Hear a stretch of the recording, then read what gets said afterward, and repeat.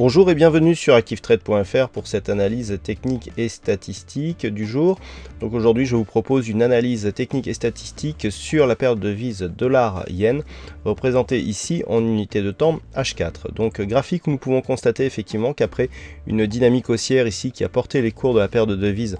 au-delà de cette zone de résistance des 110.76, eh bien, la rupture de dynamique s'est manifestée par une cassure ici du support oblique qui a donné donc un retracement total sur la précédente phase de point bas, donc phase de point bas qui est en train de s'imposer comme zone de support. Donc actuellement nous avons une phase de stabilisation très court terme, mais dans une tendance qui reste plutôt baissière puisque nous restons ici dans une évolution inférieure aux moyennes mobiles. Du point de vue des indicateurs, nous avons une neutralisation du RSI, le stochastique est légèrement haussier, donc qui se manifeste ici par un petit rebond technique donc en direction des moyennes mobiles, soutenu par le MACD qui souligne lui aussi la dynamique haussière. D'un point de vue un peu plus moyen terme, nous pouvons constater ici que la paire de devises dollar-yen s'inscrit dans une dynamique baissière d'un point de vue court moyen terme. Le fait que nous n'ayons pas eu de nouveaux points hauts significatifs par rapport au précédent et que les cours reviennent ici tester la zone de support donc des 105.70 valide plutôt une poursuite de ce mouvement donc qui serait confirmé par une rupture de cette zone des 105.70. Tant que les cours évoluent donc entre 105.70 et 110.76,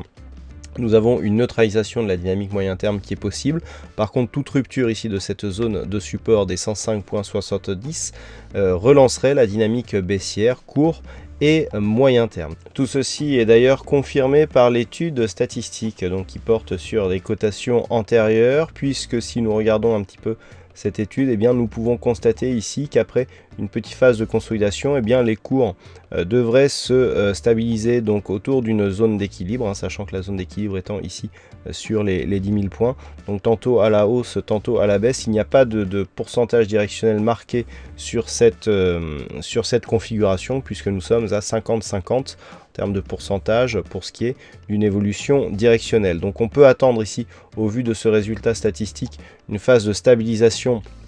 des cours d'un point de vue court terme. Toutefois, au regard de cette dynamique, on peut tracer les retracements de Fibonacci pour affiner un petit peu notre analyse et constater effectivement que nous pouvons avoir un rebond technique tel qu'il a été ici sur cette première phase jusqu'à ce niveau de rebond ici des 107.90 qui nous donnerait un rebond technique ici sur le retracement des 38,2% de Fibonacci qui n'invaliderait pas la dynamique de fond. Donc tant que les cours restent ici entre 107.72 et 105.70, nous avons une neutralisation de la dynamique. Rebond technique qui pourrait se transformer en retournement sur une cassure haussière ici des 107.72 ou éventuellement une dynamique baissière qui pourrait être réactivée par une cassure du support des 105.70. Voilà ce que l'on peut dire donc sur cette analyse technique et statistique de la paire de devises dollar-yen. Passez une bonne séance et à très bientôt sur la chaîne ActiveTrade.fr.